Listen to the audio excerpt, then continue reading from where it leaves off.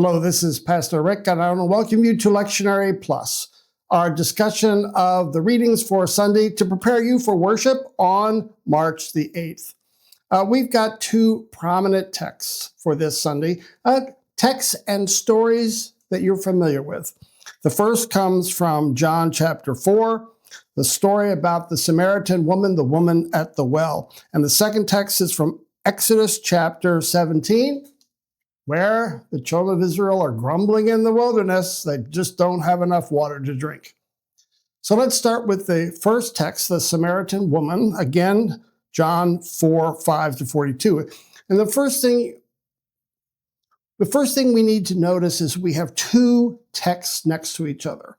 In chapter 3, we have Nicodemus, which hits its apex of John 3:16, for God so loved the world.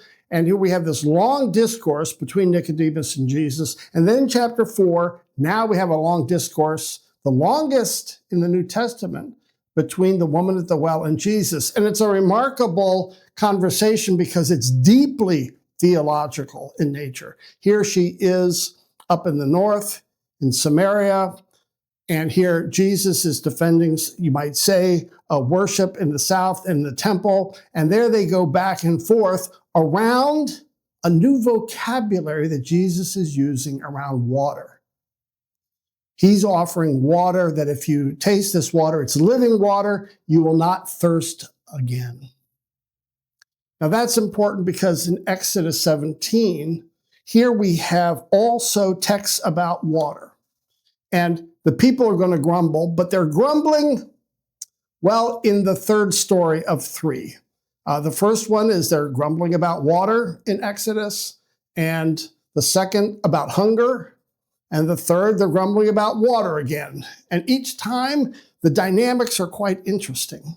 The one, it's about the bitter water they have, and Moses touches the water or throws a stick in the water, and the brackish water becomes sweet and they can drink it.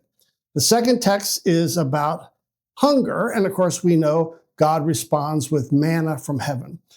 But on this third grumbling, well, we have something different here, where the other two, it was like God was testing the children of Israel. Here, the testing is reversed, and that's the key to the story, is now it says the people are testing God. Is God with us?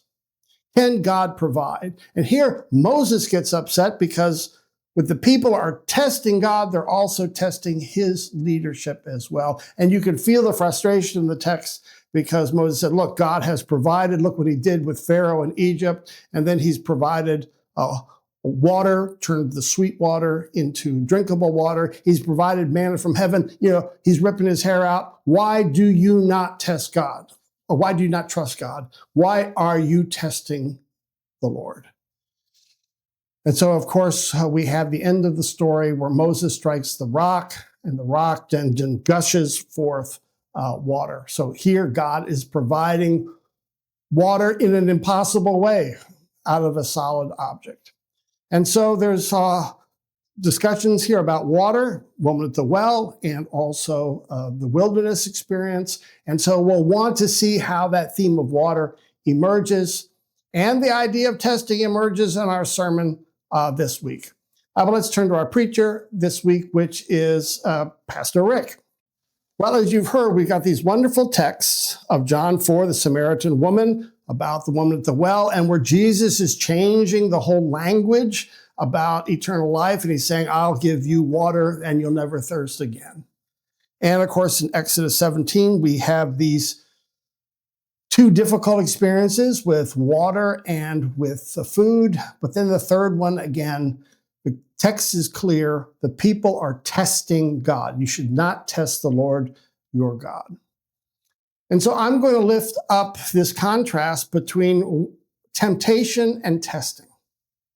When are we experiencing temptation and when are we experiencing tempting?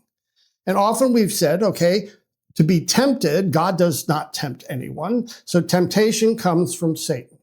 That's the easy answer, and one we see very often in the New Testament, where testing comes from God. And here the goals are quite different.